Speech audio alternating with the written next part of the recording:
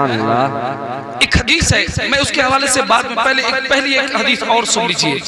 एक देहात के एक सहाबी आए, नबी पाक से हम मोहब्बत करते हैं ना जी। देहात के एक सहाबी आए और आने के बाद में सरकार की बारगाह में अर्ज करते हैं, या रसूल अल्लाह। हजरत अनस इब्न मालिक रज़ियल्लाहु तआला इस हदीस के रावी हैं और बुखारी शरीफ की जिल्द 2 की ये हदीस है। हजरत अनस इब्न मालिक रज़ियल्लाहु तआला कहते हैं, एक देहाती सहाबी आए, आने के बाद में उन्होंने सरकार की बारगाह में अर्ज की।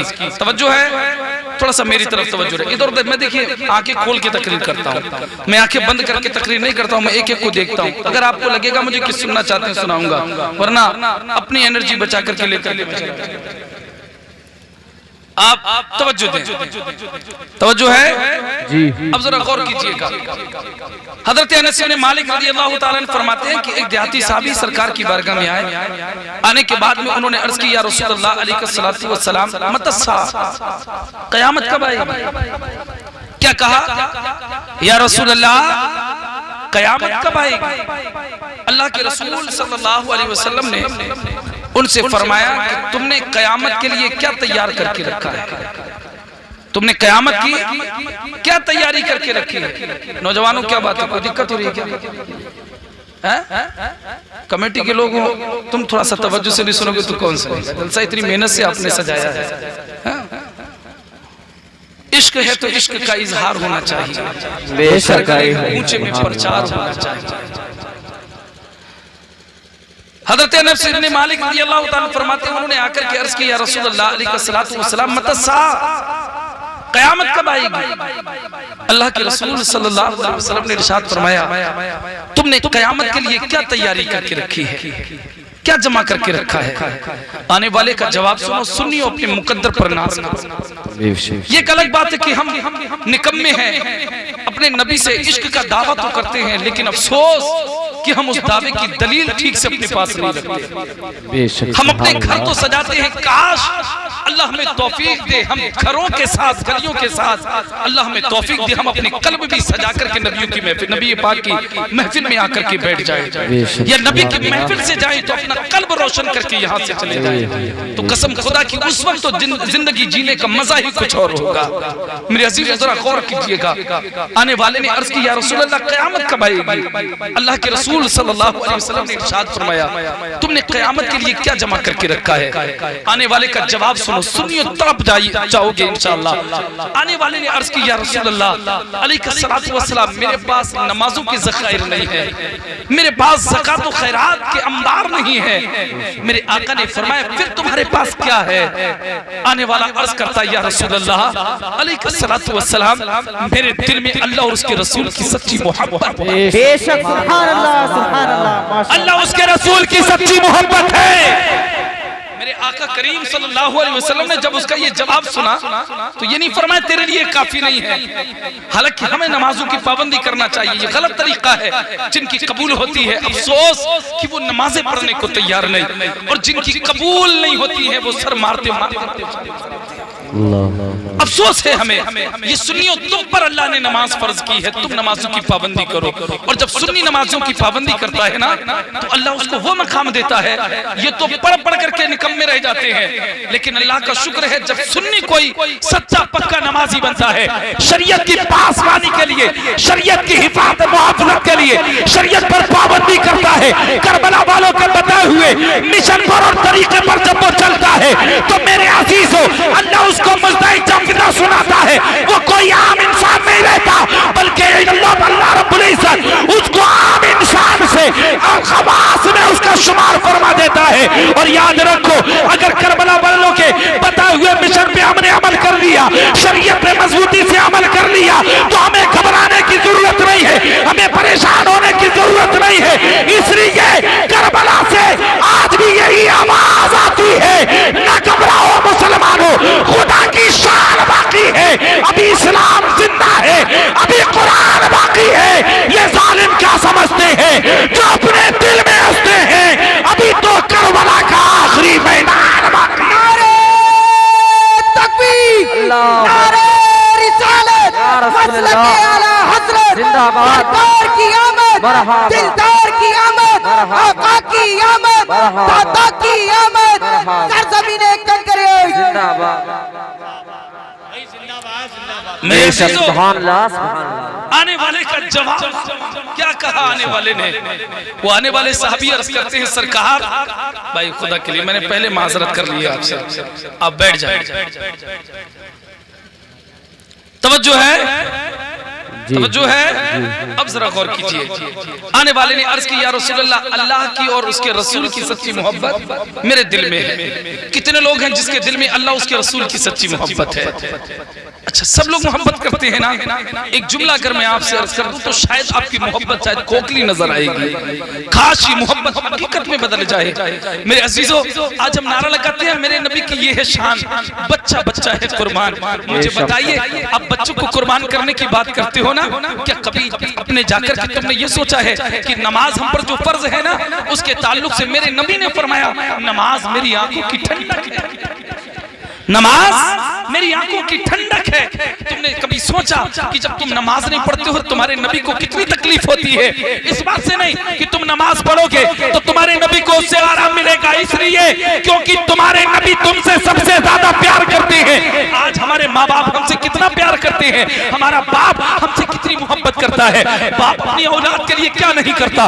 बाप अपनी औलाद के लिए न गर्मी देखता है न सर्दी देखता है। ठंड में अगर बाप को दरिया भी पार करना पड़ा ना, तो बच्चे के फ्यूचर के मुस्तकबिल के बेहतर के लिए बाप ने दरिया को भी पार किया है। अगर गर्मी है, गर्मी के आलम में शिद्दत की गर्मी है, सूरज तड़प करके निकला हुआ है। मेरे अजीज, तेरे बाप को अगर सूरत पड़ी है तेरे फ्यूचर के लिए, तेरे बाप ने पूरा दिन मजदूरी करके धूप में तुझे ला करके खिलाया है। तुमने कभी सोचा है तेरा बाप तुझसे कितना प्यार करता है? तुमने कभी सोचा है वो माँ जो तुम्हें कलेजे से लगा करके रखती है, वो माँ अगर तुम रात में पेशाब कर तो तुम्हारी माँ सोती नहीं है, खुद गीले में लेट जाएगी, तुम्हें सूखे में लिटाया है। वो माँ अगर तुमने रात में 10 मरतबा उठ करके माँ से कुछ मांगा, माँ ने किसी बार ये ना कहा कि बेटा मैं नहीं दे पाऊंगी, बल्कि माँ ने उठ करके तुम्हें वो चीज मैं ये मुहैया कराई है, वो चीज तुम्हें दी है जो तुमने माँ से मांगा है। क्यों माँ ये इतनी परेशानियां उठा रही है? आप भी कहोगे कि माँ बाप का दिल ऐसा होता है, माँ बाप अपने बच्चे से बड़ा प्यार करते हैं, माँ बाप अपने बच्चे से बड़ी मोहब्बत करते हैं। मैंने ठीक समझा है आपने, लेकिन आओ जरा, तुम्हारे बाप से भी ज्यादा, तुम्हारी माँ से भी ज्यादा कोई ऐसी साथ भी है तो उनसे ज्यादा भी तुमसे प्यार करती है। वो कौन सी साथ है? तो वो उसी साथ को आमना का नाम जनाब मोहम्मद रसूलुल्लाह कहते हैं। वो हमारे नबी की साथ है जो हम गुलामों से, हमारे माँ बाप से भी ज्यादा प्यार फरमाते हैं। नारे तकबीर, नारे रिसालत, मसलके आला हजरत, मसलके आला हजरत, जश्न ईद मिलादुन नबी, जश्न ईद मिलादुन नबी, खलीफे हुजूर ताज शरिया, खलीफे हुजूर ताज शरिया, नारे तकबीर। बेशक सुभान अल्लाह। हमारे माँ बाप से भी ज्यादा जो हमसे प्यार करे उसी जात को मोहम्मदुर रसूलुल्लाह कहते हैं। बेशक अब जरा गौर कीजिएगा, आने वाले ने अर्ज की, या रसूलल्लाह अलैहिस्सलातु वस्सलाम, कहा मेरे आका ने फरमाया तुमने क़यामत के लिए क्या जमा करके रखा है? कहा हुजूर मेरे दिल में अल्लाह उसके रसूल की सच्ची मोहब्बत है। तवज्जो रखे, देखिए बहुत अहम गुफ्तगू कर रहा हूं, अगर दिल में उतर गई तो इंशाअल्लाह दोनों जहान में बेड़ा पार हो जाएगा। तवज्जो रखे, क्या फरमाया मेरे नबी ने? तुमने क्या तैयारी की है? आने वाले ने क्या जवाब दिया कि मेरे दिल में अल्लाह और उसके रसूल की सच्ची मोहब्बत है। मेरे अजीजों, जब उन्होंने ये कहा, मेरे आका ने ये नहीं फरमाया तुम्हारे लिए काफी नहीं है, ये नहीं फरमाया मेरे आका ने कि तुम्हारे लिए ये काफी नहीं है, बल्कि मेरे आका ने इरशाद फरमाया, मेरे आका इरशाद फरमाती हैं अंता मां मन अहबब्ता, तुम दुनिया में जिससे प्यार करते हो तुम्हारा हश्र अल्लाह उसी के साथ। बेशक सुभान अल्लाह, सुभान अल्लाह। बात समझ में आ रही है आपको? समझ में आ रही है? मैं देख रहा हूँ कि कुछ लोग जो है वो ऐसे बिल्कुल खामोश होकर के बैठे हैं कि उनके लगता है कि या तो वो अहद करके आए कि हमें बोलना नहीं है। देखिए एक चीज मैं आपको बता दूं, इसमें आपको लगेगा कि शायद मेरा कोई जाती अपना फायदा है, मैं आपको बुलवाने की कोशिश कर रहा हूँ। तो देखिए ये आप जानते हो अच्छी तरीके से, कल मैदान महशर में इंसान की बॉडी का हर पुर्जा जवाब देगा, हर पुर्जा गवाही देगा नहीं देगा? अब मुझे बताइए, जिन हाथों से अगर इंसान ने गुनाह किया तो उस गुनाह की गवाही देगा, और जो नेकी की है वो हाथ या जबान या कान या आंख या नाक या पैर उस नेकी की गवाही। तो हम यहाँ बैठ करके अगर जबान खोल करके सुनेंगे, आंखें खोल करके जहाँ सुन रहे हैं, कान खोल करके सुन रहे हैं, वहाँ जबान को भी हाथ को भी थोड़ी सी हरकत देते रहेंगे, तो मुझे बताइए हमारा फायदा है या नुकसान है? फायदा है। तो हम फायदे कमाने वाले लोग हैं। 1 रुपए चंद रुपयों के लिए इंसान इंडिया से सऊदीया चला जाता है पैसा कमाने के लिए, वहां थोड़ी अच्छी तनख्वाह मिलेगी, लेकिन तुम खुशनसीब हो कि तुम्हें नेकियों की अंबार इन महफिलों में कमाने का वो मौका मिल जाता है। तुम्हें कुछ रात भी अल्लाह इसलिए अता फरमा देता है जिनमें तुम जाग करके अगर अल्लाह उसके रसूल को राजी करने की सही करोगे तो अल्लाह तुम्हें वो अता फरमा देगा जिसका तुम्हें गुमान। अब जरा गौर कीजिएगा, मेरे आका ने ये नहीं फरमाया तुम्हारे लिए काफी नहीं, मेरे आका ने क्या फरमाया? अंता मा मन अहबब्ता, तुम दुनिया में जिससे प्यार करते हो तुम्हारा हश्र रुचि के साथ में होगा। हम अगर मुस्तफा करीम से प्यार करते हैं तो ये हमारे लिए काबिल मुबारकबाद, और ये बात जो है हमारे लिए बहुत लम्हे, हमारे लिए बहुत काबिल मुबारकबाद है कि अल्लाह ने हमें मुस्तफा करीम का इश्क हमारे दिल में रखा है। आइए मैं आपके सामने एक हदीस और सुनाता चलूं। इसके भी रावी हजरत अनस इब्न मालिक रज़ियल्लाहु तआला अन्हु है। हजरत अनस इब्न मालिक रज़ियल्लाहु तआला अन्हु फरमाते हैं, मेरे आका करीम सल्लल्लाहु अलैहि वसल्लम ने इरशाद फरमाया, मेरे आका फरमाते हैं, मन अहब्बनी काना मइया फिल जन्नह, कि जो दुनिया में मुझसे प्यार करता है, दुनिया में मुझसे प्यार करता है। मैंने कहा ना कौन कौन नबी के साथ जन्नत में जाना चाहता है? मैंने अर्ज किया था ना। अब जरा मुझे बताइए, अब जरा गौर कीजिएगा, मेरे आका फरमाते हैं, मन अहब्बनी काना मइया फिल जन्नह, जो दुनिया में मुझसे प्यार करता है वो जन्नत में मेरे साथ जाएगा। इतने आहिस्ते से अगर आप बोलेंगे तो मुझे लगता है कि बात या तो आपने समझी नहीं, और अगर समझी है तो फिर आपके दिल में क्या है वो मेरी समझ में नहीं। इतनी बड़ी बात मैंने आपके सामने अर्ज कर दी कि मेरे नबी ने इरशाद फरमाया, जो दुनिया में मुझसे प्यार करता है वो जन्नत में मेरे साथ होगा। वो दुनिया में जो मुझसे प्यार करे वो जन्नत में मेरे साथ जाएगा। अच्छा एक चीज मैं यहाँ पर अर्ज करूं, हम लोग दावा तो करते हैं कि इश्क नबी हमारे दिल में है, अल्लाह करे कि इश्क हमारे काम आ जाए, और यकीनन ये हमारे काम आएगा, दुनिया में भी काम आएगा, मैदान हश्र में भी काम आएगा, कब्र में भी इंशाल्लाह यही इश्क काम आएगा। इसी इश्क के ताल्लुक से मेरे इमाम फरमाते हैं, लहद में इश्क रुखे शह का दाग लेके चले, लहद में इश्क रुखे शह का दाग लेके चले, अंधेरी रात सुनी थी चराग लेके चले। नारे तकबीर, नारे तकबीर, जश्न आमद मुस्तफा, जश्न आमद मुस्तफा, आका की आमद, आका की आमद, फैजान हुजूर बंजारे पीर बाबा, फैजान हुजूर बंजारे पीर बाबा, फैजान मदारे पाक, फैजान मदारे पाक, मसलके आला हजरत, सरजमीने कंकरियाई। मेरे अजीजों, ये इश्क हमारे काम इंशाल्लाह जरूर आएगा। बोलो आएगा नहीं आएगा?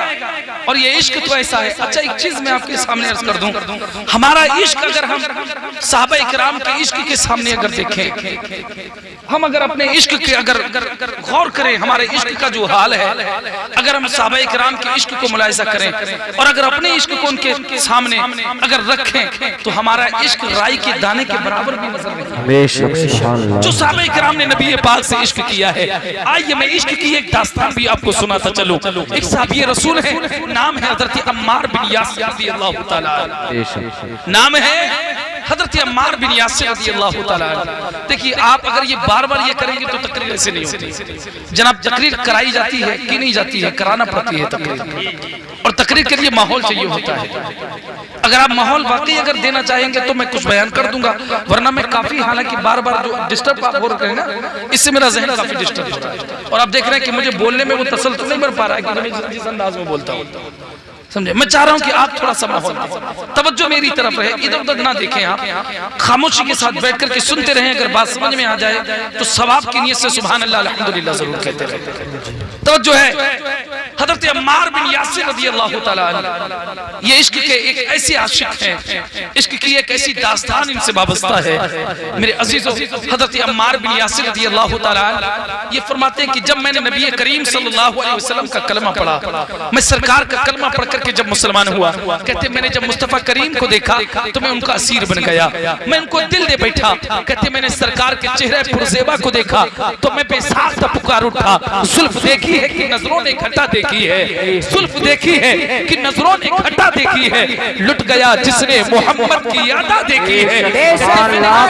देखा, कहते मैंने नबी का चेहरा देखा, मैं उनका गुलाम बन गया। कहते कलमा पढ़ करके मैं मुसलमान हो गया। कहते जब कुफारे मक्का को ये बात पता चली कि मैं नबी पाक का कलमा पढ़ करके नबी का गुलाम बन चुका हूँ, कहते उन लोगों ने क्या किया, अब वो मुझ पर जुल्म सितम करने लगे। कहते मुझे मारना और पीटना उन्होंने शुरू कर दिया। कहते जब वो पीटते रहे, मैंने कहा हजरत अम्मार से मैंने अर्ज की, हजरत अम्मार आप पीटते रहे? कहा वो मुझे मारते रहे और कहा कि मुझे इतना मारा कि मेरे बदन पर जख्मों के निशान बनने लगे। कहते उससे भी उनका कलेजा ठंडा ना हुआ, उससे भी उनका दिल ना भरा। तो कहते एक मर्तबा उन्होंने क्या किया, एक जगह जो है आग को जलाया।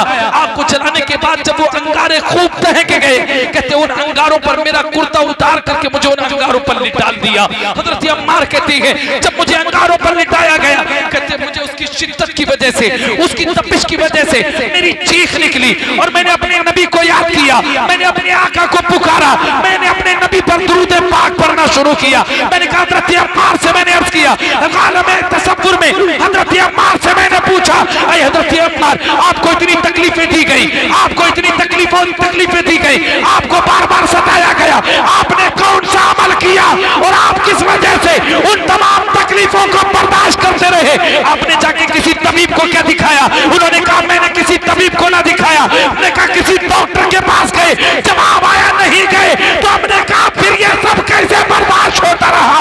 तो आला हज़रत की ज़बान में यही जवाब मिलता है, जान इश्क मुस्तफा रोज वुज़ू करे खुदा, जान इश्क मुस्तफा रोज वुज़ू करे खुदा, जिसको हो दर्द का मजा नाज़े दवा उठाएंगे और इश्क तेरे सदके चलने से छूटे सस्ते, जो आग उठा देगी वो आग लगाएगी।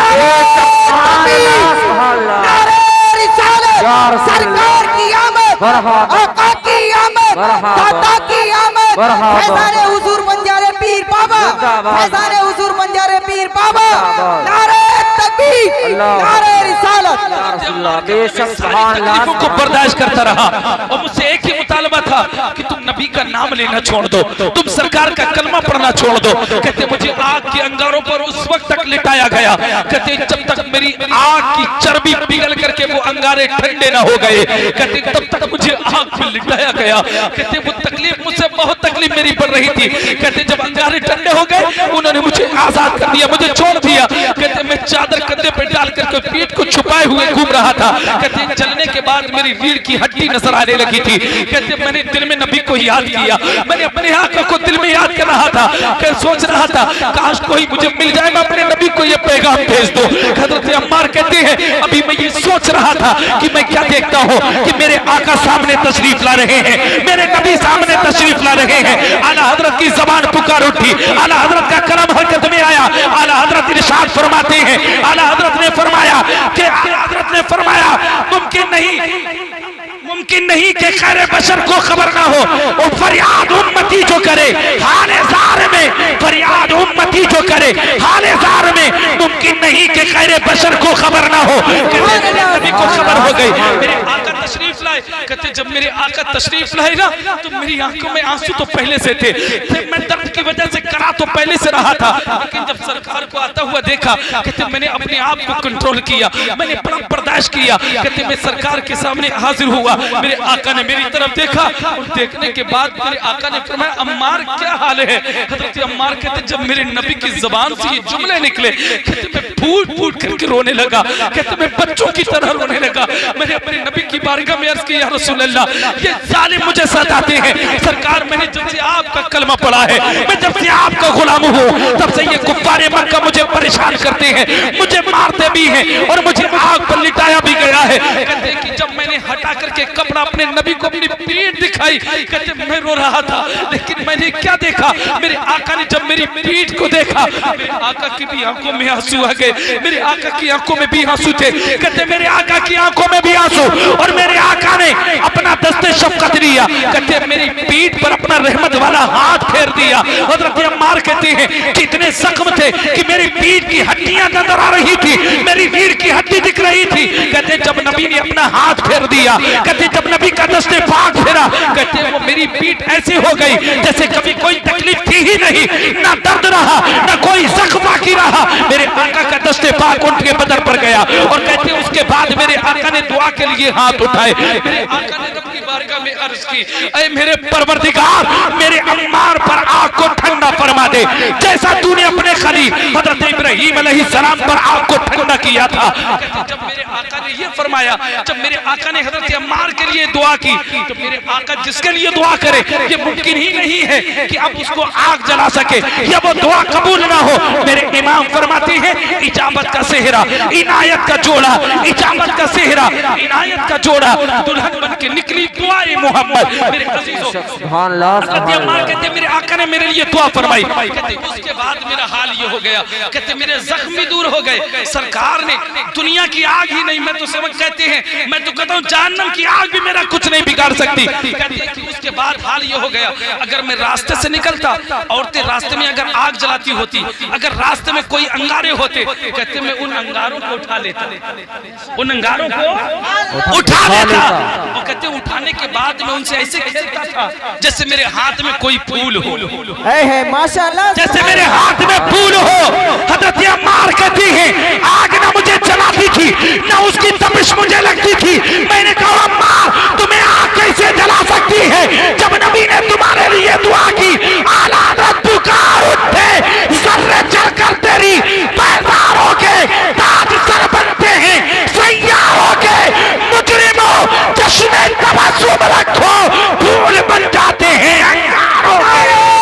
नारे रिसालत, सरकार की आमद, दिलदार की आमद, आका की आमद, जश्न आमद मुस्तफा, जश्न आमद मुस्तफा। फूल बन जाते हैं अंगारों के। मेरे आका ने हजरत अम्मार के लिए दुआ कर दी, आग के अंगारे फूल बन गए, आग के अंगारे फूल बन गए। ये आशिक नबी है, ये नबी के उशाक की लंबी फहरिस्त है। मेरे अजीजों, अगर इन आशिकों के सामने हम अपना ईमान देख, अगर हम अपना इश्क देखें, तो शायद राई के दाने से भी कम हमारा इश्क हमें नजर आए, है या नहीं है? लेकिन अब जरा गौर कीजिएगा, मेरे आका करीम सल्लल्लाहु अलैहि वसल्लम ने क्या इरशाद फरमाया, मन अहब्बनी काना मइया फिल जन्नह, जो दुनिया में मुझसे प्यार करता है वो जन्नत में मेरे साथ जाएगा। अब मुझे ये बताइए, क्या हमारा इश्क इस लायक है कि जो हम सरकार के फरमान के मुताबिक नबी पाक के साथ में जन्नत में चले जाएं? क्या इश्क है? बाकी हमने उस इश्क का हक अदा किया है, नहीं कर पाए हम अदा, नहीं कर पाते हम अदा, तो फिर क्या होगा? अब जरा गौर कीजिएगा दीवानों, मेरे नबी ने क्या फरमाया, मन अहब्बनी काना मइया फिल जन्नह। सरकार की ये हदीस अपने ज़हन में रखना, और आगे के जुमले सुनियो, सुनो। मेरे आका ने फरमाया कि दुनिया में जो मुझसे मोहब्बत करेगा जन्नत में मेरे साथ जाएगा। अब मुझे बताइए, नबी अगर उस शाख की फहरिस्त का हम मुताला करें, तो सबसे पहले आशिक का अगर नाम मिलता है, उस जात को हजरत सैयदना सिद्दीक़ अकबर रज़ियल्लाहु, सुभान अल्लाह, माशाअल्लाह, सुभान अल्लाह। उस आशिक का नाम सिद्दीक़ अकबर है, जो नबी का सबसे पहला आशिक। बेशक, सुभान अल्लाह, सबसे पहला आशिक। अगर उनके इश्क में कोई कमी नजर आए तो मैं समझता हूँ कोई आशिक नहीं होगा, कोई शक व शुबे की गुंजाइश नहीं। वो तो नबी के ऐसे साथ में है कि जब मेरे आका जाहिरी तौर पर दुनिया में, तब नबी के साथ, और जब जाहिरी तौर पर दुनिया से चले गए उसके बाद भी रोज़ा पाक के अंदर भी मेरे नबी के साथ, ऐसे मेरे नबी के आशिक है। जरा गौर कीजिएगा, मेरे नबी ने क्या फरमाया, मन अहब्बनी काना मइया फिल जन्नह, जो दुनिया में मुझसे प्यार करता है वो वो जन्नत में मेरे साथ जाएगा। हमारा इश्क इस लायक नहीं, लेकिन क्या कोई शक कर सकता है कि इस हदीस के मुताबिक हजरत सैयदना सिद्दीक अकबर रज़ियल्लाहु ताला मेरे नबी के साथ जन्नत में नहीं जाएंगे? हर आदमी कहेगा यकीनन वो नबी के साथ जन्नत में जाएंगे, इसलिए उन्होंने इश्क का हक अदा किया है। अब जरा गौर कीजिएगा, वो नबी के सच्चे आशिक हैं, नबी के पहले आशिक हैं। सुन्नियों, तुम्हारे लिए एक पैगाम है, अब एक पैगाम सुनते जाओ। मेरे नबी ने फरमाया जो दुनिया में मुझसे प्यार करे जन्नत में मेरे साथ जाएगा, लेकिन हजरत सिद्दीक अकबर नबी के साथ जन्नत में होंगे। एक हजरत सैयदना सिद्दीक अकबर का कौल सुन लीजिए, उनका फरमान सुन लीजिए और अपनी किस्मत पर नाज कीजिए। हजरत सैयदना सिद्दीक अकबर रज़ियल्लाहु ताला अन्हु फरमाते हैं, जिसने नबी के मीलाद पर 1 दिरहम खर्च किया वो जन्नत में मेरे साथ जाएगा। नारे रिसालत, जश्ने आमदे मुस्तफा, जश्ने आमदे मुस्तफा, फैजाने हुजूर बंजारे पीर बाबा, नारे तकबीर, नारे रिसालत, वो जन्नत में मेरे साथ जाएगा। किसने फरमाया ये? हजरत सैयदना सिद्दीक अकबर रज़ियल्लाहु ताला जो नबी के मीलाद पर 1 दिरहम खर्च करे जन्नत में, ऊंचा बोलो यार, जन्नत में मेरे साथ जाएगा। अब मुझे बताइए, लाइटिंग करना कामयाब हुआ या बेकाम हुआ? कामयाब हैं? अरे उन्होंने तो 1 दिरहम फरमाया। आदमी की जितनी वुसअत है उस हिसाब से काम करे। बेशक नबी के विलादत पर घर सजाओ, जिनको करंट लगे लगता रहे, लेकिन तुम सहाबा की सुन्नत को अदा करते रहो। बेशक बेशक, सुभान अल्लाह। नबी का मीलाद मनाते रहो, नबी का जश्न मनाते रहो। और ये जश्न सिर्फ हम ही नहीं, बल्कि आसमान पर भी अगर कान लगाओगे, सुभान अल्लाह, सुभान अल्लाह। आसमान पर मलाइका भी जश्न मना रहे हैं, जन्नत की हूरों की नमाज भी नबी की विलादत मना रही है। मेरे इमाम फरमाते हैं, अर्श पे ताजा छेड़छाड़, फर्श पे तुरफा धूमधाम, कान जिधर लगाइए तेरी ही दास्तान है। बेशक कान जिधर लगाइए, कान जिधर लगाइए तेरी ही दास्तान है। बेशक सुभान अल्लाह। अब जरा गौर कीजिएगा, नबी के फरमान के मुताबिक हजरत सैयदना सिद्दीक अकबर रज़ियल्लाहु ताला अन्हु सरकार के साथ जन्नत में है या नहीं? सरकार के साथ जन्नत में।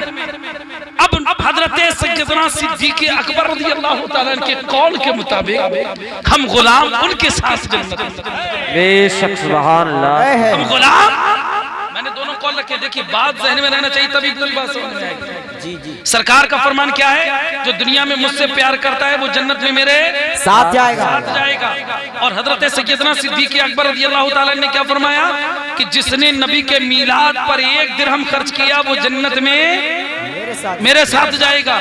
नबी के कौल के मुताबिक हमारा इश्क कमजोर है, लेकिन नबी के कौल के मुताबिक नबी के सच्चे आशिक, नबी के पहले आशिक हजरत सैयदना सिद्दीक अकबर उनके साथ बेशक, सुभान अल्लाह, सुभान अल्लाह, माशाअल्लाह, उनके साथ जन्नत में हैं। और हम गुलाम हजरत सैयदना सिद्दीक अकबर रज़ियल्लाहु ताला अन्हु के कौल के मुताबिक हम उनके साथ जन्नत में जाएंगे। माशाअल्लाह, सुभान अल्लाह। एक बात और सुन लीजिए, मैं यहाँ रुक करके ऐसा हो ही नहीं सकता कि जहाँ आशिकों की बात हो तो हिंदुस्तान का वो अजीम आशिक, हम जिसको पूरी दुनिया आज आशिक सैयदी सरकार आला हजरत के माशाअल्लाह, सुभान अल्लाह, सुभान अल्लाह, उनका अगर जिक्र ना हो ही नहीं सकता।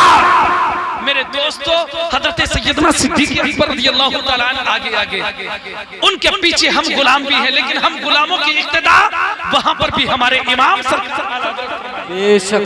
सरकार आला हजरत आगे हम गुलाम उनके पीछे आगे मेरे नबी हैं, उसके बाद हजरत सैयदना सिद्दीक अकबर है, सहाबा की जमात है, ताबईन की जमात है, ताबईन की जमात है, तमाम औलिया किराम की जमात है। सरकार आला हजरत भी जा रहे हैं, हम गुलाम अपने इमाम के पीछे जन्नत में जा रहे हैं। अब हम जब जन्नत में जा रहे हैं, एक गोली खड़ी नजर आई, सरकार आला हजरत जब उनके करीब से गुजरे, देखा आज तो ये बड़े अफसोस में नजर आते हैं। मेरे इमाम ने जब उनके करीब से मेरे इमाम गुजरे और उनसे को जब हाथ मिलते हुए देखा तो उनके डांट करके उनसे कहा, आज अफसोस करता है, कल मैं कहता था आज ले उनकी पनाह, आज मदद मांग उनसे, आज ले उनकी पनाह, आज मदद मांग उनसे, कल न मानेंगे कयामत में अगर मान गया तू आज बात बनता है।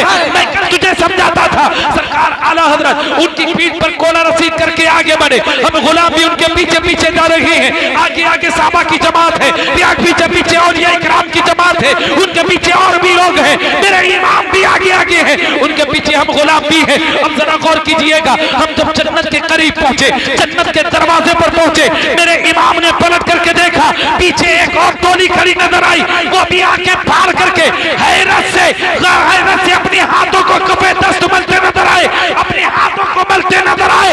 वहीं से मेरे इमाम ने उनकी पीठ पर एक कोला रसीद किया और फरमाया, तेरी दोज़ख से तो कुछ छीना नहीं, तेरी दोज़ख से तो कुछ छीना नहीं, खुल्द में पहुंचा रज़ा फिर तुझको क्या।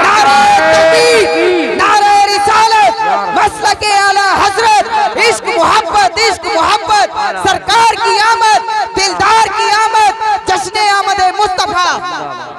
सुभान अल्लाह, सुभान अल्लाह।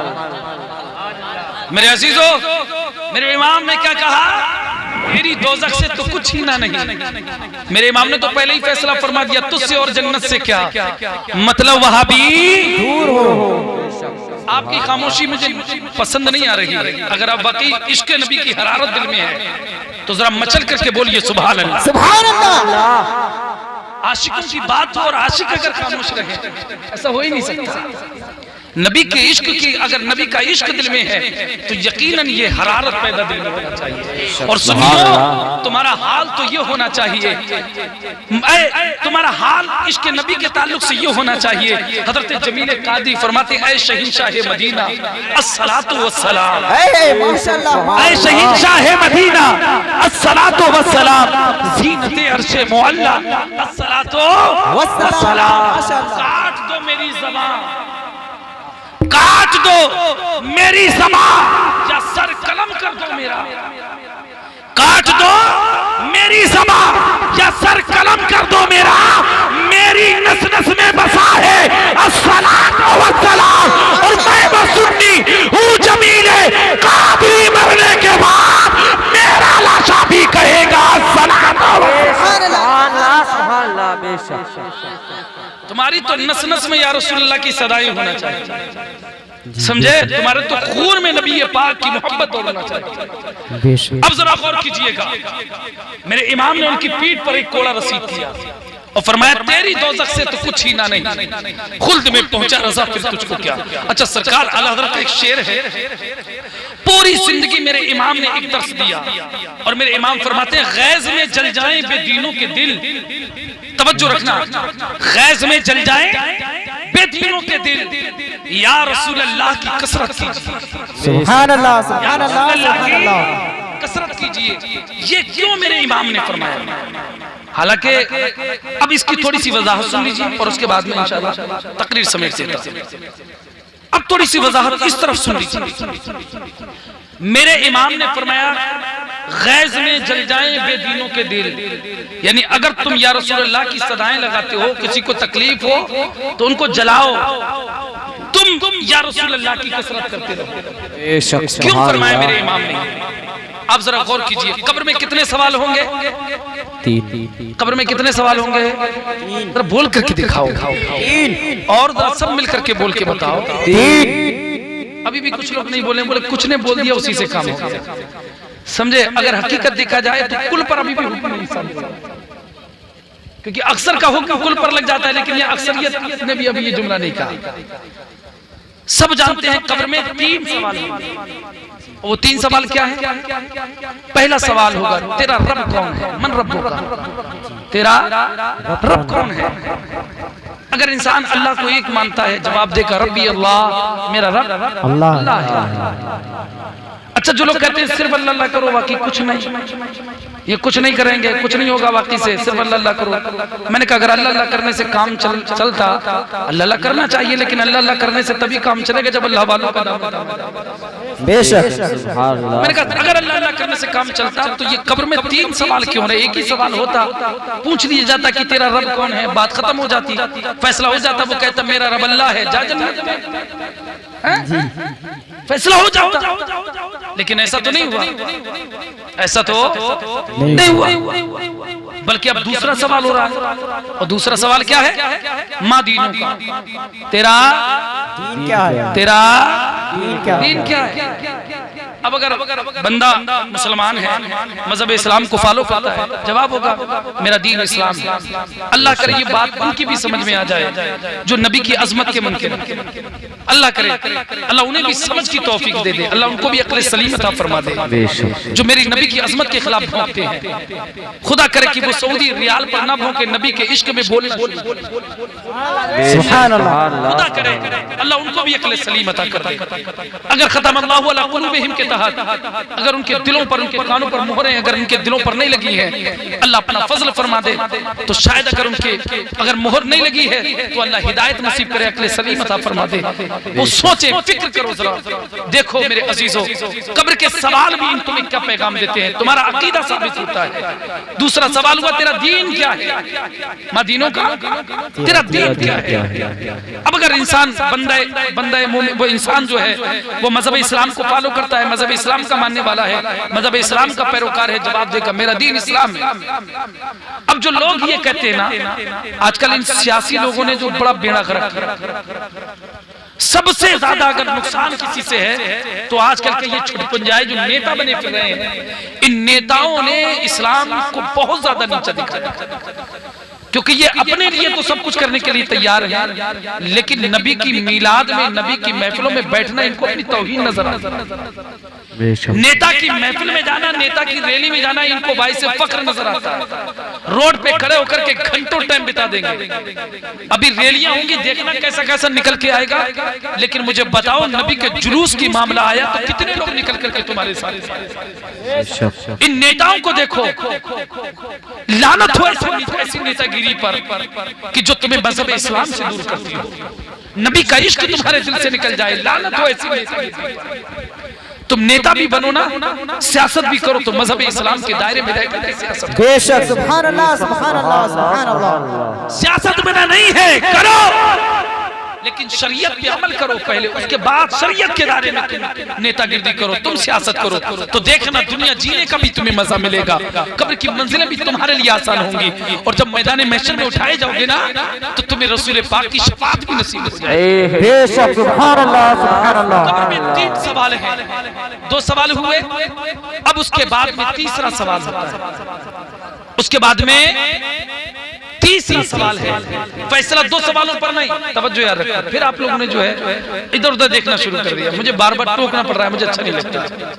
मैं खत्म कर दूं तकरीर, बैठ जाऊं। अगर आप लोग नहीं सुनना चाहते तो अभी शोरा को भी सुनना है, अगर आप इजाजत दें तो मैं बैठ जाता हूं। नहीं तकरीर करिए। सुनना चाहते हो तो थोड़ी सी गौर कीजिएगा। 2 सवाल हो गए। जो लोग कहते हैं जितने कलमा गो है ना सबको एक हो जाना चाहिए, हमने कहा बहुत अच्छी बात है।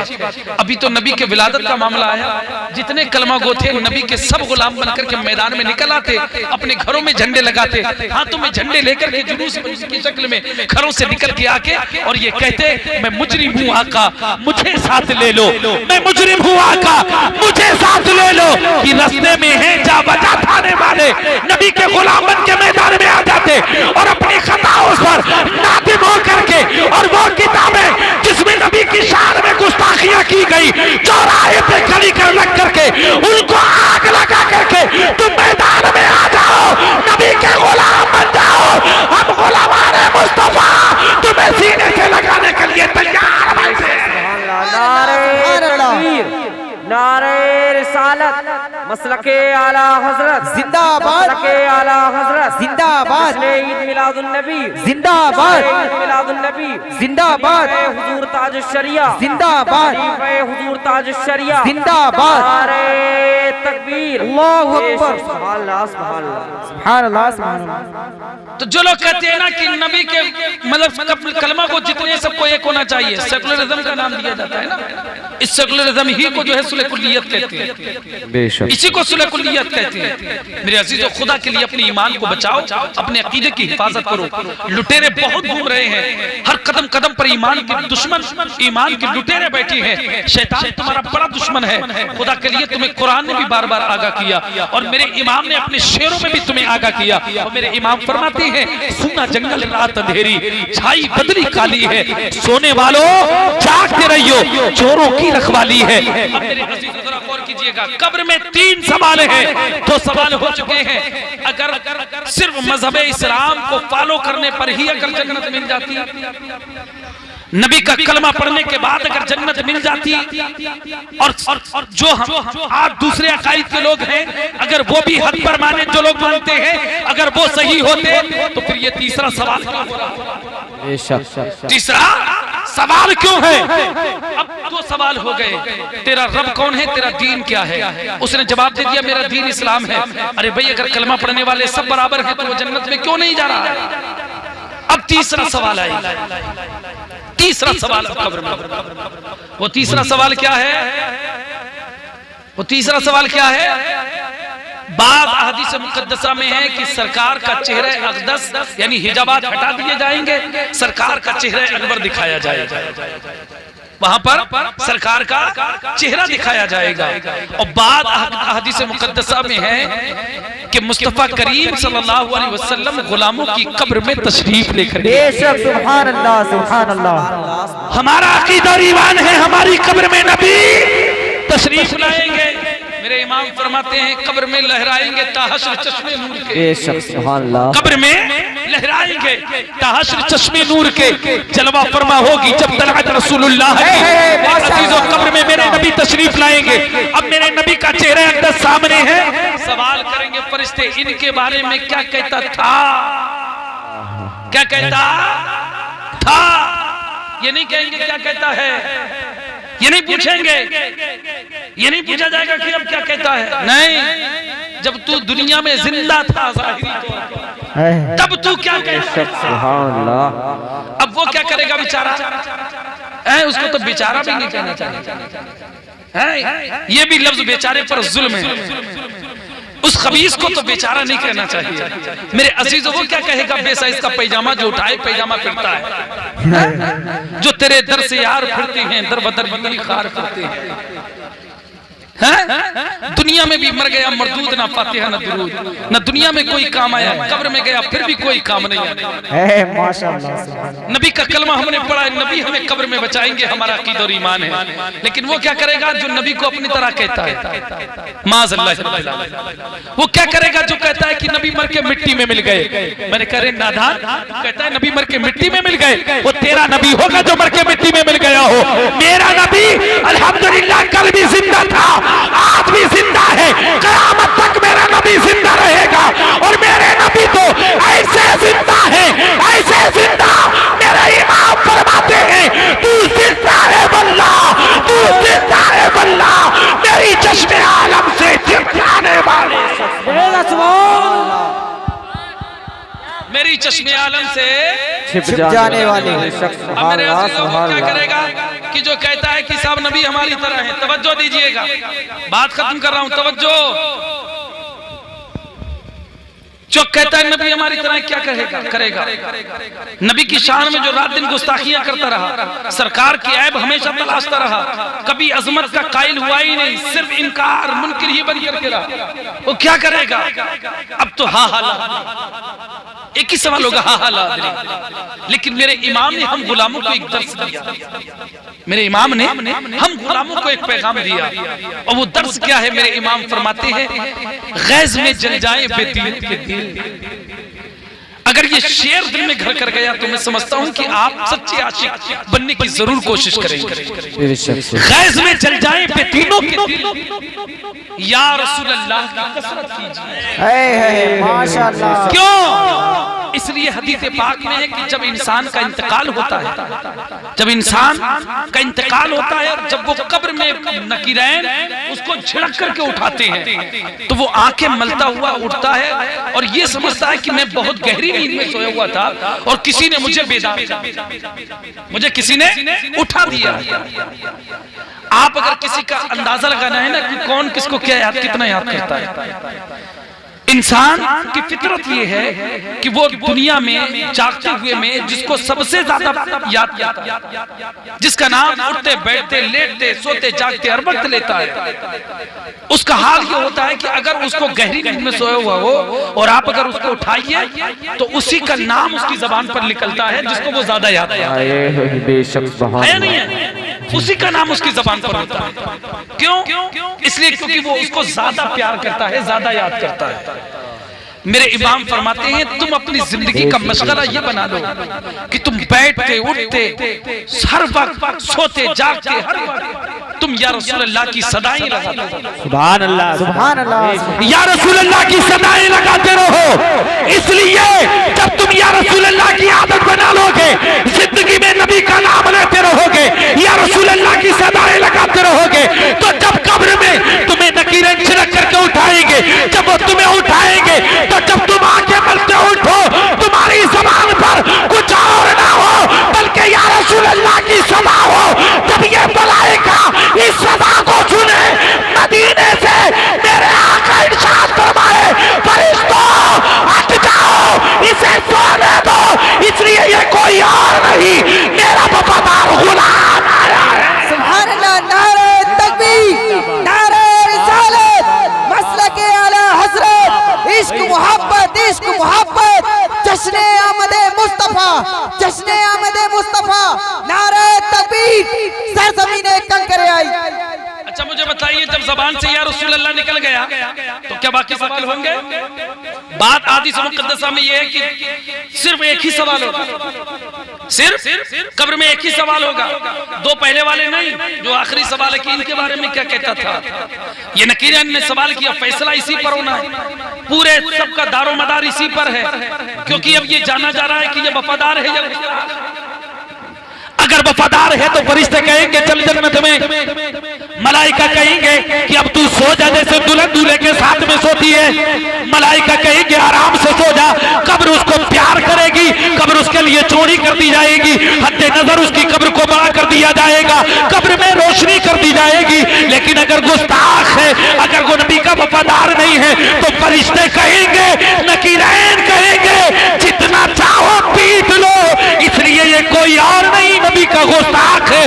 कब्र भी दबाएगी और ऐसे दबाएगी इधर की पसरी उधर हो जाएगी, कब्र भी अज़ाब करेगी। लेकिन मेरे अजीजों, तुम मुस्तफा के गुलाम बन जाओ, नबी के आशिक बन जाओ, ताकि तुम दुनिया में रहो, जब भी दुनिया के लोग देखें तो तुम्हें नबी का आशिक कहे, दुनिया वाले देख के तुम्हें कहे, तुम्हें चलता देखे तो कहीं नबी का आशिक है, तुम्हें बैठते देखे तो कहीं नबी का आशिक है, तुम्हें लेटते देखे तो कहीं नबी का आशिक है, तुम्हारे घर वाले देखे वो भी कहीं नबी का आशिक है। और जब तुम दुनिया से चले जाओ, तुम्हारे घर वाले रोते हो, तुम्हारे घर वाले मचलते हो, तुम्हारा बाप कहे मेरा बेटा चला गया, तुम्हारी माँ कहे मेरा लाल चला गया, तुम्हारी बीबी कहे मेरा सुहाग चला गया, तुम्हारे बच्चे कहे मेरा बाप चला गया, सारे के सारे रो करके सदाएं लगाए। लेकिन तुम आला हज़रत की ज़बान में बोलते हुए इस दुनिया से जाओ कि उन्हें जाना, उन्हें माना, न रखा खैर से काम, उन्हें जाना, उन्हें माना, न रखा खैर से काम। लिल्लाहिल हम्द में दुनिया से मुसलमान, नारे रिसालत, मसलके आला हज़रत जिंदाबाद, मसलके आला हज़रत जिंदाबाद, जश्न ईद मिलादुन नबी जिंदाबाद, जश्न ईद मिलादुन नबी जिंदाबाद, खलीफे हुजूर ताज शरिया जिंदाबाद, खलीफे हुजूर ताज शरिया जिंदाबाद, नारे तकबीर, अल्लाहु अकबर। अब हम गुलाम जन्नत में आगे आगे मेरे नबी, पीछे हजरत सैयदना सिद्दीक़ अकबर रज़ियल्लाहु ताला, हजरत सैयदना सिद्दीक़ अकबर रज़ियल्लाहु ताला के कौल के मुताबिक हम अपने नबी के साथ में नहीं, हजरत सैयदना सिद्दीक़ अकबर के साथ में है, तो हजरत सैयदना सिद्दीक़ अकबर मेरे नबी के फरमान के मुताबिक नबी के साथ में, हजरत सिद्दीक़ अकबर के कौल के मुताबिक हम हजरत सिद्दीक़ अकबर के साथ में अब जन्नत में जा रहे हैं। हमारा दखूल जन्नत में हो रहा है, हमारे इमाम सरकार आला हज़रत हमारे आगे आगे, हम गुलाम उनके पीछे पीछे। लेकिन जब जन्नत में जाएंगे हम दुनिया में भी या रसूल अल्लाह का नारा लगाते हैं, हम जागते हुए भी या